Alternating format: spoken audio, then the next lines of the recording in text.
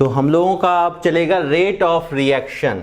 Heading डालें आप लोग रेट ऑफ रिएक्शन। यहाँ से काफ़ी इंपॉर्टेंट टॉपिक स्टार्ट होता है इस चैप्टर का, rate of reaction.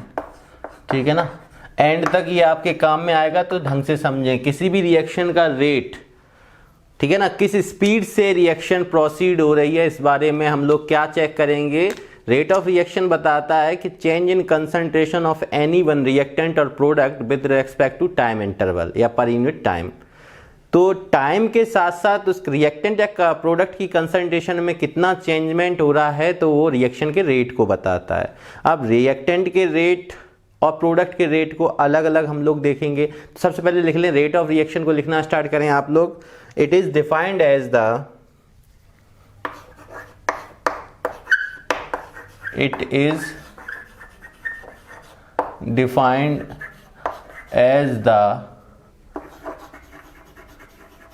change in concentration of any one reactant or product with respect to time interval, with respect to time interval. इसका क्या मतलब है? That is rate of reaction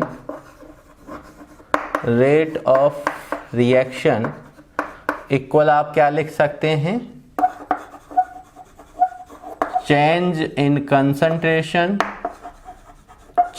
concentration of reactant और product, are से reactant, P से product, upon time taken या time interval.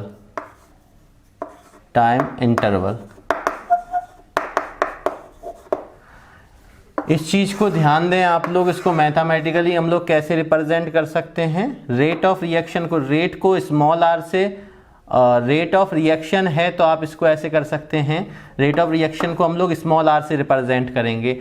Change in concentration को सी से और चेंज को डेल्टा से भी कर ले रहे हैं। फिर हम आपको बताएंगे कि रेट ऑफ रिएक्शन दो कैटेगरी में डिवाइड किया गया, एवरेज रेट ऑफ रिएक्शन और इंस्टेंटेनियस रेट ऑफ रिएक्शन। तो अभी फिलहाल में हम चेंज इन कंसंट्रेशन को डेल्टा सी से, अब वो रिएक्टेंट का हो या प्रोडक्ट का हो, उसके लिए इंडिविजुअल देखेंगे, और टाइम इंटरवल को हम लोग डेल्टा टी से रिप्रेजेंट कर लेते हैं। ठीक है, अब यहाँ पे मैं बात कर लूँ इंडिविजुअल, या एक चीज़ ध्यान रखना कि rate of reaction is always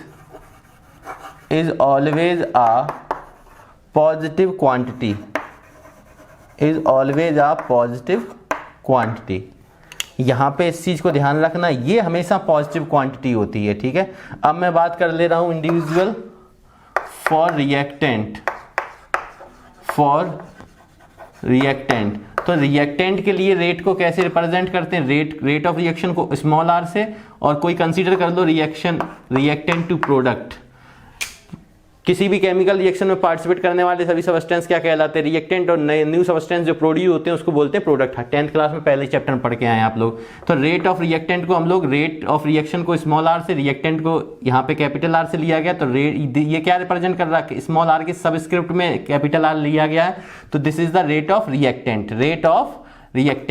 तो रेट ऑफ रिएक्टेंट आप खुद सोचो कि हमने अगर कोई भी सबस्टेंस 100 ग्राम लिया है, किसी रिएक्शन में पार्टिसिपेट करा रहे हैं, तो प्रोडक्ट वहाँ से टाइम 0 पर प्रोडक्ट 0 होगा। जैसे जैसे टाइम हम बढ़ाते जाएंगे, जैसे जैसे रिएक्शन होती रहेगी 0, फिर 1 second, 2 second, 3 second, 4 second, 5 second, इस तरीके से रिएक्शन होगी। तो 10 सेकेंड बाद हमने देखा तो कुछ ना कुछ अमाउंट, मान लो 20% अमाउंट इसका डिक्रीज हो गया। तो जहाँ पे हम लेके चले थे 100 ग्राम, वहाँ पे ये रह गया अब 80 ग्राम, और प्रोडक्ट कितना बन गया, 20 ग्राम। 20% अगर प्रोडक्ट बन गया तो 100 ग्राम में से 20 ग्राम प्रोडक्ट बन गया, और 80 ग्राम क्या रह गया, रिएक्टेंट। तो रिएक्टेंट के कंसंट्रेशन में क्या हुआ, डिक्रीज इन कंसंट्रेशन। कितना डिक्रीज हुआ, 20। बट क्योंकि डिक्रीज हुआ तो उसको नेगेटिव साइन से रिप्रेजेंट करेंगे। तो यहां पे हम लोग लिख सकते हैं decrease in concentration of reactant or upon time taken या टाइम इंटरवल। ठीक है, इस चीज को हम मैथमेटिकली कैसे दिखा सकते हैं, rate of reactant equal decrease minus sign से रिप्रेजेंट कर लो, और यहाँ पे कंसंट्रेशन को हम चेंज इन कंसंट्रेशन को क्या लिख सकते हैं, किसकी, रिएक्टेंट की कंसंट्रेशन है तो delta R upon delta T. यहाँ पे ये क्या रिप्रेजेंट कर रहा है, चेंज इन कंसंट्रेशन। ये जो स्क्वायर ब्रैकेट होता है ये किसको रिप्रेजेंट करता है, कंसंट्रेशन को। तो change in concentration of reactant, और माइनस साइन किसको रिप्रेजेंट कर रहा है, कितना डिक्रीज हुआ, decrease in concentration of reactant या डिसअपीयरेंस ऑफ रिएक्टेंट को रिप्रेजेंट कर रहा है। तो यहां पे लिख सकते हैं negative sign represents decrease in concentration of reactant और disappearance of reactant या कंजप्शन ऑफ रिएक्टेंट, कितना कंज्यूम हो गया रिएक्टेंट। तो क्योंकि सिंपल चीज है, आपने ये रिएक्टेंट से प्रोडक्ट, या आप खुद सोच के देखो, अगर मैंने शुरुआत में इसके 100 ग्राम लिए और टाइम 0 पे जब हमने एक रिएक्शन स्टार्ट नहीं की थी तो प्रोडक्ट कुछ नहीं बनेगा। एट टाइम 5 सेकेंड पे मान लो ये 20 ग्राम प्रोड्यूस हुआ, अगर ये 20 ग्राम प्रोड्यूस हुआ तो अब ये कितना बचेगा आपके पास, 80 ग्राम। तो आप खुद सोचो, इनिशियल कंसंट्रेशन रिएक्टेंट की मान ले रहे हैं हम C1 और प्रोडक्ट की इनिशियल कंसंट्रेशन मान ले रहे हैं C2। तो अगर मैं डिफरेंस निकालूंगा यहाँ से, डेल्टा C की वैल्यू निकालूंगा तो क्या आने वाला है, final concentration minus initial concentration, ठीक है, upon time interval T2 minus को T2 इसको T1, फाइनल टाइम और इनिशियल टाइम। तो यहां से आप खुद देखें तो C2 कितना हमारे पास 80 माइनस 100 क्या आ जाएगा अपन में, 5 माइनस 0, तो ये कितना आएगा, माइनस का 20/5, तो ये माइनस का 4 आया। तो चेंज इन कंसंट्रेशन नेगेटिव में आता, पर जबकि रिएक्टेंट रेट ऑफ रिएक्शन हमेशा पॉजिटिव क्वांटिटी होती है। नेगेटिव साइन क्या इंडिकेट करता है, negative sign indicated that the reactant is consume, या हम बोल सकते हैं कि decrease in concentration of the reactant. तो ध्यान रखना कि जैसे जैसे टाइम बढ़ता जाएगा, प्रोडक्ट जैसे जैसे प्रोड्यूस होगा, वैसे वैसे रिएक्टेंट की कंसंट्रेशन डिक्रीज होगी, और जब हम चेंजमेंट निकालते हैं तो फाइनल में से इनिशियल माइनस करते हैं, तो 80 माइनस 20, अब कुछ ना कुछ पहले से तो कमी होगा, और छोटी में से बड़ी वैल्यू माइनस करेंगे तो ऑब्वियसली किस में आने वाला, नेगेटिव में। तो नेगेटिव साइन केवल इन क्या रिप्रेजेंट कर रहा है, decrease in concentration of the reactant या डिसअपीयरेंस ऑफ द रिएक्टेंट। इस चीज को ध्यान दें। अब मैं आपको बताने वाला हूं, जल्दी से देखें, रेट ऑफ रिएक्शन क्या होता है आपका, it is defined as the change in concentration of any one reactant और प्रोडक्ट। रिएक्टेंट या प्रोडक्ट की कंसंट्रेशन में जो चेंजमेंट होता है with respect to time interval या पर यूनिट टाइम, तो वो कहलाता है rate of reaction. Rate of reaction जो होता है वो आपने देखा, इसको रिप्रेजेंट करते कैसे हैं, delta C upon delta T। Delta C represent क्या कर रहा है, चेंज इन कंसंट्रेशन, ये टाइम इंटरवल को रिप्रेजेंट कर रहा है। रेट ऑफ रिएक्शन हमेशा एक पॉजिटिव क्वांटिटी होती है। और यहाँ पे रिएक्टेंट के लिए हमने देखा इसी तरीके से, अगर मैं प्रोडक्ट की बात करूँ, अगर मैं इसको थोड़ा सा रफ करूँगा इधर वाला, आप इसको देख लें, पॉज करके आप नोट भी कर सकते हैं, देखें इसको। अगर मैं बात करूँ यहाँ पे, अगर मैं बात करूँ फॉर प्रोडक्ट, तो प्रोडक्ट के लिए क्या होगा,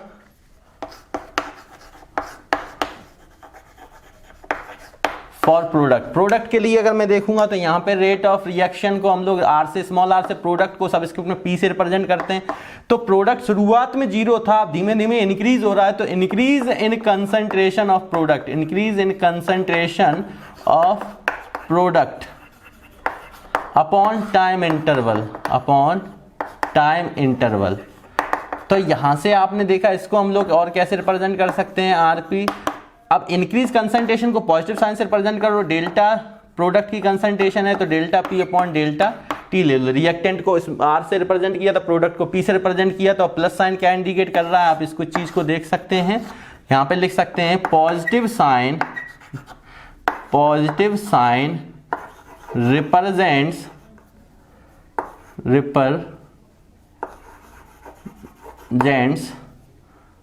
increase in concentration of product और appearance of product, ठीक है, प्रोडक्ट कितना एपियर हुआ या कितना फॉर्मेशन ऑफ प्रोडक्ट भी बोल सकते हैं या कंजप्शन ऑफ रिएक्टेंट भी बोल सकते थे। तो इस चीज़ को ध्यान रखना। जैसे मान लो अपने पास ये चीज़ है और मैंने यहाँ पे अगर मैंने देखा तो इस रिएक्शन को देखें तो वहाँ पे इनिशियल कंसंट्रेशन प्रोडक्ट के लिए क्या थी, 0। अगर मैं यहाँ डेल्टा पी निकालना चाहूँ तो डेल्टा पी क्या कहता है, प्रोडक्ट की फाइनल कंसंट्रेशन ले लो। तो कंसंट्रेशन फाइनल कितनी हुई है, 20 माइनस अगर 0 करोगे अपॉन टाइम इंटरवल हुई 5 माइनस 0 करोगे तो यहाँ पे 20/5, दैट मीन जो प्लस का आ रहा 4। तो पॉजिटिव साइन क्या इंडिकेट कर रहा है कि ये कुछ ना कुछ इसकी कंसंट्रेशन में इंक्रीजमेंट हुआ। सीधी सी बात है, रिएक्टेंट जब पार्टिसिपेट करेगा, प्रोडक्ट जब फॉर्मेशन टाइम 0 पे तो प्रोडक्ट 0 है, धीमे धीमे टाइम बढ़ता जाएगा तो प्रोडक्ट भी कुछ ना कुछ प्रोड्यूस होगा। अब प्रोडक्ट का फॉर्मेशन होगा तो किसके थ्रू हो रहा है, रिएक्टेंट के थ्रू हो रहा है, तो ऑब्वियसली रिएक्टेंट क्या हो जाएगा, वहां पे कंज्यूम होता रहेगा, मतलब उसकी कंसंट्रेशन डिक्रीज होती रहेगी। तो यहां पे केवल साइन रेट रिएक्शन का हमेशा पॉजिटिव होता है, चाहे वो रिएक्टेंट के लिए हो चाहे पॉजिटिव के लिए हो, ठीक है, वो प्रोडक्ट के लिए हो। तो रेट हमेशा positive quantity, but rate of reactant को रिप्रेजेंट करने के लिए जो नेगेटिव साइन दिखाई दे रहा है वो नेगेटिव साइन केवल ये इंडिकेट कर रहा है कि डिसअपीयरेंस ऑफ रिएक्टेंट, या बोल सकते हैं decrease in concentration of the reactant. और पॉजिटिव साइन क्या इंडिकेट कर रहा है, कंसंट्रेशन ऑफ प्रोडक्ट का कितना इंक्रीमेंट हो रहा है, मतलब कि increase in concentration of the product या अपीयरेंस ऑफ प्रोडक्ट। तो इस चीज को आप लोग ध्यान रखें। अब मैं बात कर रहा हूं कि जो रेट ऑफ रिएक्शन होता है ये डिवाइड होता है 2 कैटेगरी में, एक होता है एवरेज रेट ऑफ रिएक्शन, एक होता है इंस्टेंटेनियस रेट ऑफ रिएक्शन। तो मैं इसको थोड़ा सा रफ करना चाहूंगा। उससे पहले एक चीज समझ लें,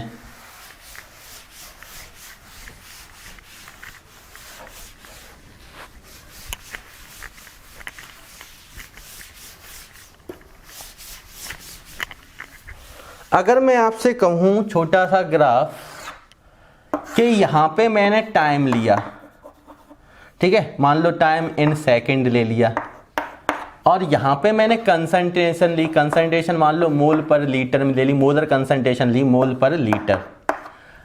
अब आप बताइए, ये मेरी एक्स एक्सिस है, ये मेरी वाई एक्सिस है, यहां पे आप मुझे बताइए कि रिएक्टेंट अभी हमारा क्या हो रहा था, रिएक्टेंट डिसअपीयर हो रहा था, प्रोडक्ट अपीयर हो रहा था। तो शुरुआत में कुछ ना कुछ रिएक्टेंट हम लेके चलेंगे होंगे, उसकी कंसंट्रेशन मान लो अभी रिएक्टेंट की कंसंट्रेशन कहीं यहां पे, प्रोडक्ट अभी कहां पे, 0 पे है, ये जो ओरिजिन होता है 0 होता है, सब लोग जानते हैं। तो जैसे जैसे हम टाइम बढ़ाएंगे तो रिएक्टेंट की कंसंट्रेशन टाइम के साथ साथ क्या होती जाएगी, डिक्रीज होती जाएगी।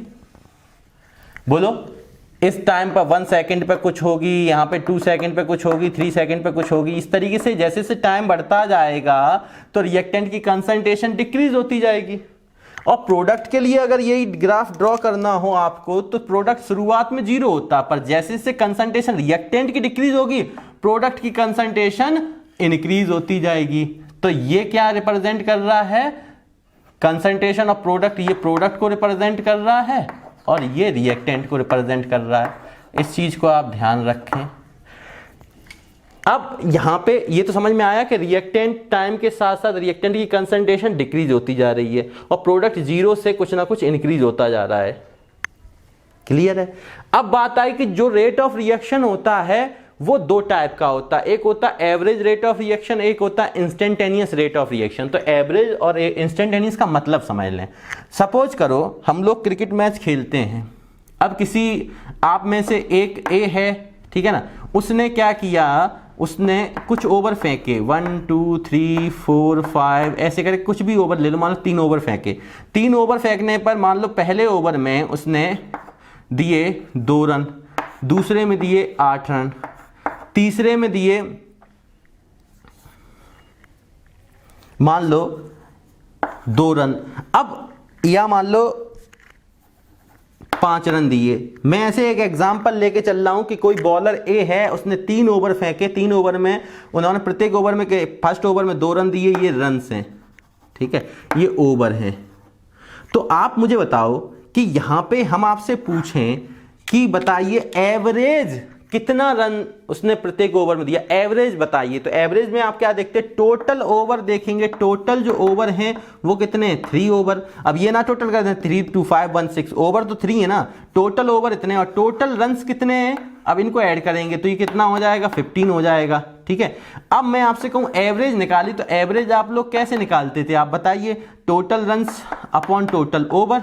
तो यहां से कितना आया एवरेज, 5। तो यहां से अब प्रत्येक एवरेज अगर मैं पूछूं एवरेज रन कितना दिया उसने, तो आप बोलोगे 5। पर मैं पर्टिकुलर इंस्टेंट किसी पर्टिकुलर एक ओवर की बात करूं कि बताइए सेकंड ओवर में कितनी दी, तो 8 दिए थे। थर्ड में कितने दिए, 5 दिए थे। 1 में कितने दिए, 2 दिए थे। तो ये तो 5 से डिसमैच हो रहे हैं। इसका मतलब क्या है कि एवरेज अगर हमसे रेट ऑफ रिएक्शन पूछा जाए तो एवरेज रेट ऑफ रिएक्शन का मतलब होता है रेट ऑफ रिएक्शन को हम लोग किस पे देखेंगे, एक मेजरेबल या certain measurable time of period में देखेंगे। मेजरेबल टाइम ऑफ पीरियड में देखेंगे, ओवरऑल चेक करेंगे ओवरऑल क्या चेंजमेंट हुआ कंसंट्रेशन में, ठीक है। और अगर मैं बात कर लूं इंस्टेंटेनियस रेट ऑफ रिएक्शन की, तो इंस्टेंटेंट किसी पर्टिकुलर एक ओवर में बात करूं तो आप बोलोगे सेकंड ओवर में कितने, 8 रन। तो एक पर्टिकुलर टाइम की अगर बात करूं, पर्टिकुलर टाइम पीरियड की बात करूं, ठीक है, तो वहां पे हम लोग क्या करते हैं, इंस्टेंटेनियस निकालते हैं रेट ऑफ रिएक्शन। तो रेट ऑफ रिएक्शन अपने पास 2 टाइप की होती है। आप इसको इस तरीके से समझें, आप इसको इस तरीके से समझें कि यहां पे मैं बात करूं, सपोज करो ये आपने लिया, यहां पे मैंने एक कर्व लिया और यहां पे मैंने कंसंट्रेशन दिखाई, रिएक्टेंट कंसंट्रेशन, रिएक्टेंट या concentration of reactant, concentration of reactant, बात को समझना। और यहां पे मैंने टाइम लिया t। अब मैंने आपसे कहा कि इसमें अगर मैं रिएक्टेंट की बात कर रहा हूं तो कुछ इस तरीके से ग्राफ बनाया था अभी आपने, और अब मैं बात कर रहा हूं आपसे एवरेज की। तो आप मुझे बताइए किसी ना किसी इस टाइम पे अगर मैंने आपसे कहा तो ये टाइम मैंने आपको मान लिया यहां पे t1, और अगर इस टाइम की मैंने बात की, ठीक है ना, इस टाइम की, पर्टिकुलर इस टाइम की, तो यहां पे मैंने मान लिया t2, और ये ओवरऑल क्या मान के चले हम लोग t। तो आपका ये जो टाइम इंटरवल है, ये जो टाइम इंटरवल है that is called delta T, ठीक है। लार्ज चेंज होगा, मेजरेबल टाइम ऑफ पीरियड में देख रहे हैं तो लार्ज चेंज होता है, लार्ज के लिए हम लोग डेल्टा साइन रिप्रेजेंट करते हैं। अब इस टाइम पर कुछ ना कुछ कंसंट्रेशन होगी, मान लो शुरुआत में कंसंट्रेशन C1 ली और यहां पे कुछ ना कुछ कंसंट्रेशन होगी T2 टाइम पे, तो ये कंसंट्रेशन C2 हुई, क्योंकि नीचे जाने पर क्या होगा, डिक्रीज हो रहा। तो ये जो हमारे पास चेंज इन कंसंट्रेशन आया that is called delta C। तो आप खुद से देखिए ये हमारा क्या रिप्रेजेंट कर रहा है, एवरेज रेट। एवरेज रेट को हम लोग कैसे रिप्रेजेंट करते हैं, delta C upon delta T से।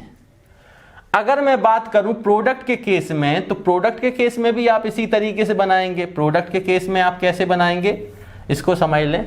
अगर मैं बात करूं प्रोडक्ट के रेट, तो यहां पे आप क्या करने वाले हैं जल्दी से बताएं, कि यहां पे प्रोडक्ट के केस में आप इस तरीके से बनाते हैं कि 0 से कुछ ना कुछ इंक्रीज होता है। ये किसकी कंसंट्रेशन चल रही है, कंसंट्रेशन ऑफ रिएक्टेंट को, ये स्क्वायर ब्रैकेट रिएक्टेंट की कंसंट्रेशन, R फॉर रिएक्टेंट, और स्क्वायर ब्रैकेट किसको रिप्रेजेंट कर रहा है, कंसंट्रेशन को। एक्टिव मास हम लोग पढ़ा करते थे, एक्टिव मास क्या होता था, चेंज इन कंसंट्रेशन हम लोग लिया करते थे। ये एक्टिव मास को मेजर करते, कंसंट्रेशन, और कंसंट्रेशन होता था number of moles per unit time, वो sorry number of moles present in 1 litre of solution.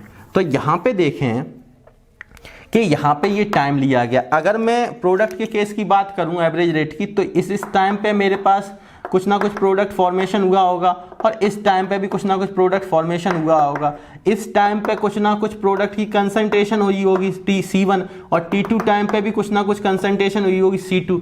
तो आप खुद से देखें कि यहाँ पे कंसंट्रेशन T1 टाइम पे ज्यादा थी और T2 टाइम पे कंसंट्रेशन कम थी। जैसे जैसे हम आगे की ओर बढ़े हमारी कंसंट्रेशन डिक्रीज हुई, इसलिए यहाँ पे नेगेटिव साइन लेके चलेंगे। क्यों लेके चलेंगे वो भी समझ लें। अगर मैं डेल्टा C निकालूं तो आप क्या करोगे, C2 minus C1 upon T2 minus T1। अब यहाँ पे तो आप कह सकते हैं कि ये मान लो टाइम आपका 5 सेकेंड है, ये 10 सेकेंड है, ये सेकेंड में ले लिया मैंने। तो यहाँ पे आपने 10 माइनस 5 किया। अगर मैं कंसंट्रेशन की बात करूं तो यहां पे मान लिया हमने कंसंट्रेशन इसकी थी 1 मोल, और यहां पे मान लिया यहां पे 1 मोल पर लीटर थी, और यहां पे 0.5 थी। तो आप मुझे बताओ C2 में से, तो यहां पे क्या हमारा C1 ज्यादा है C2 से, तो ये जो आएगा वो कैसा आएगा, नेगेटिव ही तो आएगा यहाँ पे, और ये अपना पॉजिटिव आएगा, क्योंकि टाइम बढ़ने के साथ साथ ऐसा हो रहा है। तो ये चीज ध्यान रखना, यहाँ पे नेगेटिव साइन क्या रिप्रेजेंट कर रहा है, डिक्रीज इन कंसंट्रेशन को। अब यहाँ पे अगर हम पहुंचे इस वाले केस में, तो यहाँ पे आप देखो कि ये हमारा चेंज इन कंसंट्रेशन है और ये हमारा चेंज इन टाइम इंटरवल है। तो टाइम इंटरवल तो सीधा सीधा यहाँ पे 10 सेकंड पे देखा, ये 5 सेकंड पे देखा, तो टाइम इंटरवल तो वो डेल्टा टी रहेगा, एवरेज रेट निकाल रहे हैं प्रोडक्ट के केस में। तो ये किसके लिए, प्रोडक्ट का केस है, ये प्रोडक्ट का केस है। ये किसका था, ये रिएक्टेंट का केस है, रिएक्टेंट का केस है, रिएक्टेंट। अब आप मुझे बताइए कि यहां पे अगर आप देखेंगे तो यहां पे डेल्टा सी कैसे लिखेंगे, C2 minus C1 upon delta T, तो वैसे ही रहेगा, पॉजिटिव आता है। तो टाइम तो लगातार बढ़ रहा है, टाइम के साथ ही ये देख रहे हैं टाइम इंक्रीज हो रहा है, तो ये तो पॉजिटिव ही आना डेल्टा टी। अब C2 माइनस C1, तो यहां पे आप देखें C2 प्रोडक्ट धीमे धीमे, यहां C1 पहले बना फिर C2 बना, तो C2 यहां पे ज्यादा होगा C1 से, तो ये कैसा आने वाला, ऑब्वियसली ये कैसा आने वाला है, पॉजिटिव आने वाला है। बात समझ गए। तो यहां पे डेल्टा से रिप्रेजेंट करते हैं। अगर मैं इंस्टेंटेनियस की बात करूं, अब मैं इसी चीज में अगर मैं आपसे बात करूं, सपोज करो अब मैं बात कर रहा हूं रेट ऑफ प्रोडक्ट की, concentration of product, concentration of product और टाइम पीरियड में मैं अगर ग्राफ बनाऊं फॉर रिएक्टेंट, तो रिएक्टेंट के केस में आप इस तरीके से बनाएंगे और रिएक्टेंट के केस में अगर आप इस तरीके से बनाएंगे तो वही चीज आपको लेके चलनी पड़ेगी। अब यहां पे क्या होगा, पर्टिकुलर मान लो पहले मैंने यहां पे लिया था T1 और यहां पे लिया था T2 टाइम। अब मैंने आपसे कहा, ये T चल रहा हमारे पास, तो अब मैंने आपसे कहा कि ये डेल्टा T था। अब मैंने पर्टिकुलर, ये मेरे पास डेल्टा T था, यहां पे तो फाइनाइट टाइम था, दिख रहा था। अगर मैं यहां पे कंसंट्रेशन देख रहा हूं तो T1 पे C1 मान ली और यहां पे मैंने कंसंट्रेशन देखी तो ये मेरे पास C2 आ गई। अब मुझे बताओ ये जो चेंज में ये है वो डेल्टा C था अपने पास। अगर मैं इंस्टेंटेनियस रेट की बात करूं, इंस्टेंटेनियस को ऐसे रिप्रेजेंट कर सकते हैं आप RINS, केवल इंस्टेंटेनियस रेट। तो आप इंस्टेंटेनियस रेट निकालने के लिए पर्टिकुलर किसी टाइम ऑफ पीरियड पे निकालने की, पर्टिकुलर किसी टाइम पे, जैसे पर्टिकुलर किसी ओवर में देखते तो रन अलग थे, अब यहाँ पर्टिकुलर टाइम पे देखनी है। मैंने अचानक से यहाँ पे एक पॉइंट लिया और मैंने कहा मुझे इस टाइम पे, इस टी टाइम पे, यहाँ पे मैंने एक टी टाइम माना, ठीक है, इस टी डैश टाइम पे मुझे चाहिए पर्टिकुलर। तो मैं क्या करूंगा, यहाँ पे मुझे टेंजेंट ड्रॉ करना पड़ेगा। क्या ड्रॉ करना पड़ेगा, टेंजेंट। तो टेंजेंट ड्रॉ करेंगे हम इस तरीके से, टेंजेंट को ड्रॉ किया। टेंजेंट आप लोग जानते हैं, आप स्लोप जानते हैं, स्लोप आपने पढ़ रखा है। स्लोप जो होता है वो क्या होता है, dy ओवर dx या dy ओवर dt भी कर सकते हैं, जिसको आप टेन थीटा के रूप में भी जानते हैं, टेन थीटा, या आप जानते हैं मैथ में पढ़ा होगा m बराबर टेन थीटा, m बराबर dy ओवर dx पढ़ रखा है आपने। या दो लाइन दी या जाती थी, इनके जो पॉइंट दिए जाते थे कोऑर्डिनेट में, एफ से ऑर्डिनेट, तो हम लोग वहां पे लेते थे y2 minus y1 upon x2 minus x1, तो वो सब आप जानते हैं। यहाँ पे अगर मैंने पर्टिकुलर इस इंस्टेंटेंट, इस पर्टिकुलर टाइम पे अगर मैं बात करूं, तो पर्टिकुलर टाइम के लिए यहां पे हम लोग एक शॉर्ट टाइम ऑफ पीरियड की बात करेंगे। तो यहां पे डेल्टा की जगह delta is replaced by the D. D is किसके लिए डी आ रहा है, एक पर्टिकुलर टाइम के लिए, तो यहां पे dt यूज करते हैं और यहां पे dc यूज करेंगे।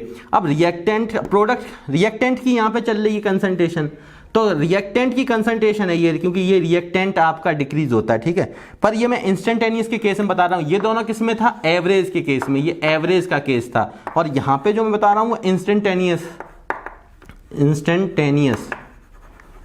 इंस्टेंटेनियस का केस है। तो यहां पे आप देखें कि यहां पे पर्टिकुलर अगर इस टाइम पे अगर मुझसे कहा जाए कि रेट में क्या चेंज आया, तो इंस्टेंटेनियस रेट को आप कैसे रिप्रेजेंट करेंगे, डीसी ओवर dt।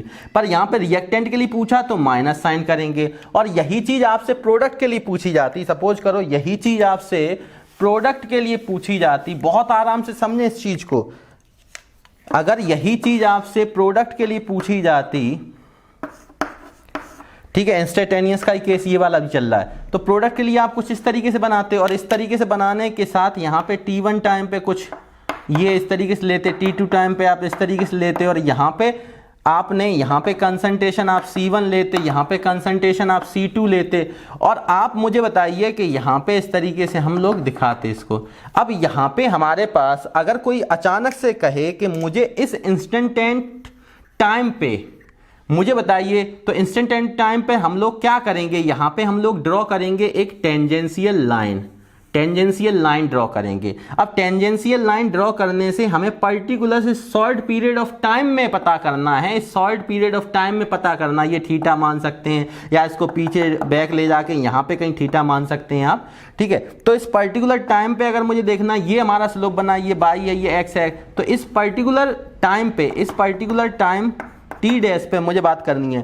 तो अब एवरेज रेट क्या होगा, ये किसका एवरेज रेट है, सॉरी इंस्टेंटेनियस रेट निकाल रहे हैं हम, तो इंस्टेंटेनियस रेट फॉर प्रोडक्ट, और ये this is the instantaneous rate for reactant, और ये किसके लिए है, फॉर प्रोडक्ट, ठीक। तो यहां पे इसको कैसे लिखेंगे, अब आप देखें छोटा सा स्मॉल चेंज है, तो स्मॉल चेंज के लिए अब मुझे ये चेंज निकालना है इतना, ठीक है। यहां पे भी हमें ये छोटा सा चेंज निकालना था इतना, तो आप यहां पे देखें एक छोटा सा स्मॉल चेंज है, तो ये हमारा डेल्टा टी था, ये हमारा डेल्टा टी था। पर अगर स्मॉल टाइम इंटरवल की बात कर रहा, पर्टिकुलर किसी टाइम की बात कर रहा, तो ये क्या होगा, डी टी। और अगर मैं पर्टिकुलर किसी इसकी बात करूंगा, अगर मैं यहां पे कंसंट्रेशन मान लिया सी डैश है, तो इसकी बात करूंगा तो ये मेरे पास हो जाएगा डी सी। और अगर मैं ये पूरे की बात कर रहा तो डेल्टा सी था ये, तो यहां पे इंस्टेंटेनियस की बात कर रहे हैं तो ये क्या हो जाएगा, डीसी। पर प्रोडक्ट के केस में क्या होगा, ये पॉजिटिव होगा, ये नेगेटिव होगा। अगर आपके मन में ये आ रहा है ये नेगेटिव पॉजिटिव आते कहां से, तो मैंने कहा नेगेटिव पॉजिटिव का मतलब केवल और केवल इतना है कि वो उसकी कंसंट्रेशन में कितना चेंजमेंट हुआ, इंक्रीज होता है प्रोडक्ट की कंसंट्रेशन और डिक्रीज होती है रिएक्टेंट कंसंट्रेशन। समझ कैसे सकते हैं, आप 100 ग्राम लेके चले थे, रिएक्टेंट शुरुआत में 100 ग्राम था, तब 0 था प्रोडक्ट, बाद में ये मान लो 80 ग्राम रह गया, ये 20 ग्राम बन गया, तो 20 ग्राम बन गया, तो अब मेरे पास रिएक्टेंट की कंसंट्रेशन कितनी, 100 से 80 हुई, मतलब डिक्रीज हुई। तो चेंजमेंट कैसे निकालते थे, फाइनल में से इनिशियल घटाएंगे तो 80 माइनस 100 माइनस में आएगा। और अगर फिर भी आपको ये समझना कैसे नेगेटिव पॉजिटिव आया, तो मैं इसको मैथमेटिकल भी आपको ड्राइव करके बताऊंगा, ये बुक्स में नहीं बताया गया, आपको किसी भी बुक्स में नहीं बताया गया, पर आपको थोड़ी देर बाद में इनको प्रूव करके ही बताऊंगा मैथमेटिकली कि कैसे हम नेगेटिव और पॉजिटिव साइन को लेके देखते हैं, ठीक है। तो वो भी आप ध्यान रखना। अब यहां पे हमारे पास ये इंस्टेंटेनियस रेट है और ये हमारे पास इंस्टेंटेनियस रेट फॉर रिएक्टेंट है, माइनस में ये प्रोडक्ट के लिए, ये हमारे पास एवरेज रेट फॉर प्रोडक्ट है, किसके लिए, फॉर प्रोडक्ट, पॉजिटिव साइन है। ये एवरेज रेट किसके लिए, average rate for of reactant है, ठीक है। इस चीज को ध्यान दें। मतलब अब यहां से हम लोग डेफिनेशन को थोड़ा सा पढ़ लेते हैं कि डिफाइन कैसे करते हैं, यहां से डिफाइन करके देख लेते हैं, ठीक है। घबराएं नहीं, बाद में ओवरऑल केवल ये ध्यान रखना, जहां पे डेल्टा से रिप्रेजेंट करते हैं तो एवरेज को, और इंस्टेंटेनियस है तो पर्टिकुलर किसी शॉर्ट पीरियड ऑफ टाइम की मैं बात कर रहा हूं, रेट ऑफ रिएक्शन की, तो वहां डी से रिप्रेजेंट करते हैं। डी का मतलब वहां पे शॉर्ट से है और डेल्टा का मतलब वहां लार्ज से है, ठीक है। तो आप हेडिंग डालें या ऐसे लिख सकते हैं, rate of reaction is divided into two categories. तो देखें कौन सी कैटेगरी है। पहली कैटेगरी हमारे पास है एवरेज रेट ऑफ रिएक्शन। तो एवरेज रेट ऑफ रिएक्शन में हम लोग क्या बोलेंगे, द रेट ऑफ रिएक्शन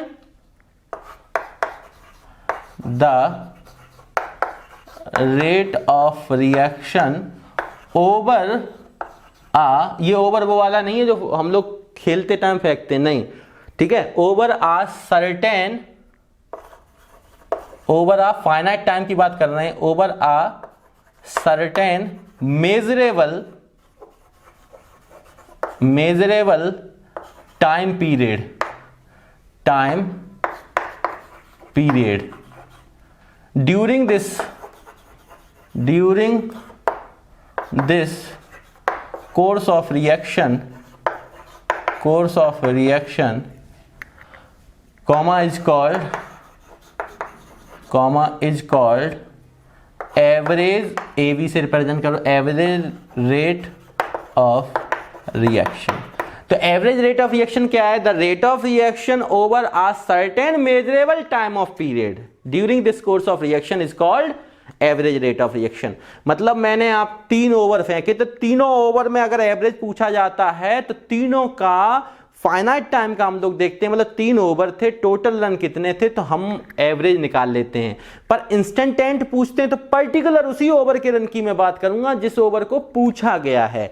तो यहां पे आप देख रहे थे, यहां पे फाइनाइट टाइम की बात कर रही, मेजरेबल टाइम ऑफ पीरियड था, और यहां पे इंस्टेंटेंट, अगर ये मेरे पास ग्राफ मान लो बन रहे हैं तो यहाँ 5, 10, 15 सेकंड, और मैं 5, 10, 15 सेकंड की ड्यूरेशन की बात ना करके बीच में से कहीं 5, 10 के 7 सेकंड पे ही पूछ लूं पर्टिकुलर, तो इंस्टेंटेंट का मतलब समझ रहे, जो इंस्टेंटेंट टाइम की बात करूं, या इसको मैं और सिंपल वे में ऐसे ही बोल सकता हूं, अगर आप इस डेफिनेशन से थोड़े कतरा रहे हो तो आप इसको ऐसे भी डिफाइन कर सकते हैं, it is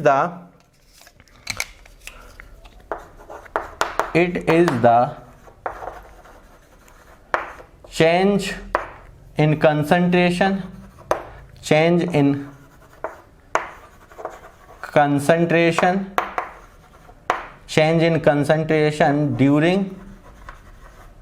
during a finite time interval,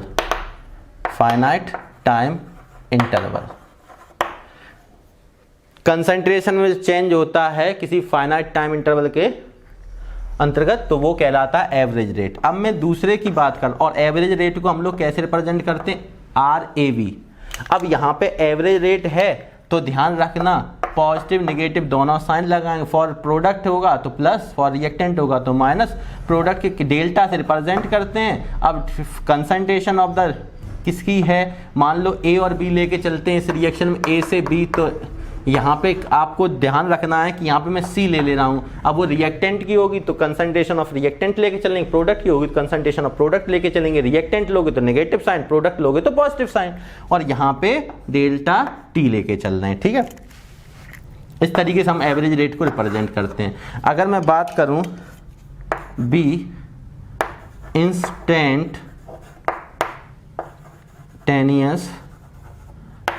rate of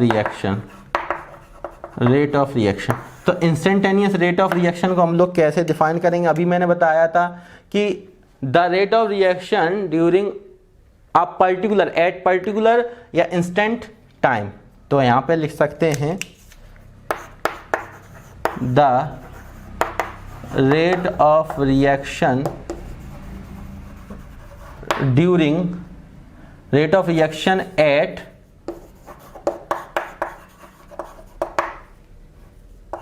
particular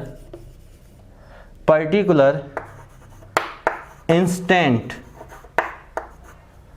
मतलब अकर्स इमीडिएटली, ठीक है, उसी समय रेट ऑफ रिएक्शन पूछी जाए पर्टिकुलर टाइम पे, instant time, during this course of reaction,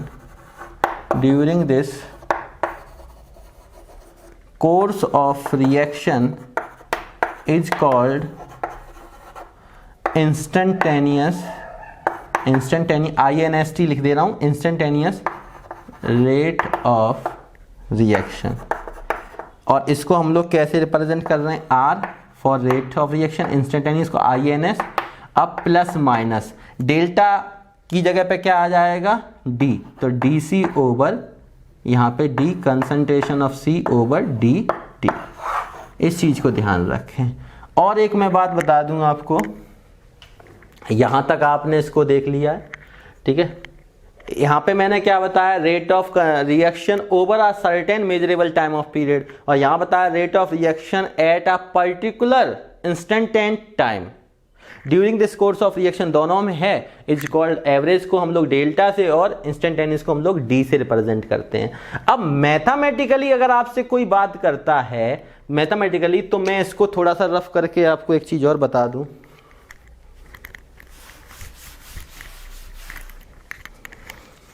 कि जो हमारे पास इंस्टेंटेनियस रेट होता है, यहां ध्यान रखना, इंस्टेंटेनियस रेट जो होता है वो इक्वल होता है एवरेज रेट, और यहां पे जो डेल्टा टी होता है वो टेंस टू 0 होता है। क्या होता है, डेल्टा टी टेंस टू 0। जैसे मान लो मैंने कोई रिएक्शन ली A से B, अब A से B में आपको इंस्टेंटेनियस रेट को दिखाना है, तो यहां पे हम लोग कैसे दिखा सकते हैं, इंस्टेंटेनियस ठीक है, मैं बात कर रहा हूँ मैथमेटिकली कैसे रिप्रेजेंट करते हैं। तो इंस्टेंटेनियस है और रिएक्टेंट की बात, इंस्टेंटेनियस फॉर रिएक्टेंट बात कर रहा हूँ, तो रिएक्टेंट के लिए नेगेटिव साइन ले आएंगे और रिएक्टेंट साइन ले आएंगे तो यहाँ पे हमारे पास एवरेज रेट लिखते थे हम लोग, कैसे वो रिप्रेजेंट कर लो कि यहाँ रिएक्टेंट का एवरेज रेट लेके चलना है, डेल्टा सी ओवर डेल्टा टी, और यहाँ पे डेल्टा टी टेंस टू 0 है। या प्रोडक्ट की बात करूंगा तो यहाँ पॉजिटिव साइन आएगा और डेल्टा सी ओवर डेल्टा टी, और यहाँ भी डेल्टा टी को आप कैसे दिखा देंगे, टेंस टू 0। या सिंपल वे से मैं बात करूं कि मुझे इस तरीके से रिप्रेजेंट नहीं करना है,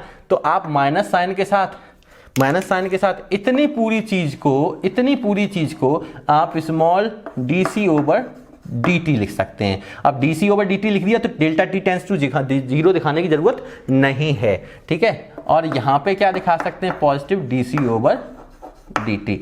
यहाँ पे इस चीज को हमने क्या दिखा दिया, इस चीज को ध्यान रखना, this is instantaneous rate for reactant तो minus d C over D t, for product तो प्लस डी सी ओवर डी टी।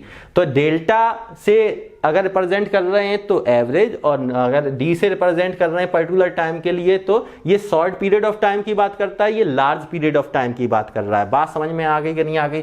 मतलब सिंपली हम इसको ऐसे देख सकते हैं कि जो इंस्टेंटेनियस रेट ऑफ रिएक्शन होती है वो लिमिट, मैथ वालों ने पढ़ रखा होगा, डेल्टा टी टेंस टू 0, कैसे लिख रहे हैं, ये होता है delta T tends, TENDS, tends to 0, और यहाँ पे यहाँ क्या लिख सकते हैं, एवरेज रेट। इस तरीके से हम मैथमेटिकली इंस्टेंटेनियस और एवरेज को रिप्रेजेंट करते हैं, ये टेंस टू का साइन है।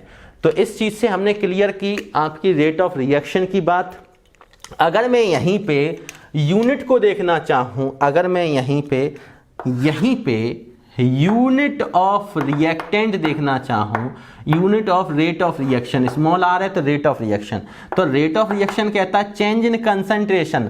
अब ध्यान दें आप, चेंज इन कंसंट्रेशन, तो रेट ऑफ रिएक्शन को हम लोग देखते हैं डेल्टा सी ओवर डेल्टा टी, या डी सी ओवर डी टी भी देखते हैं प्लस माइनस में।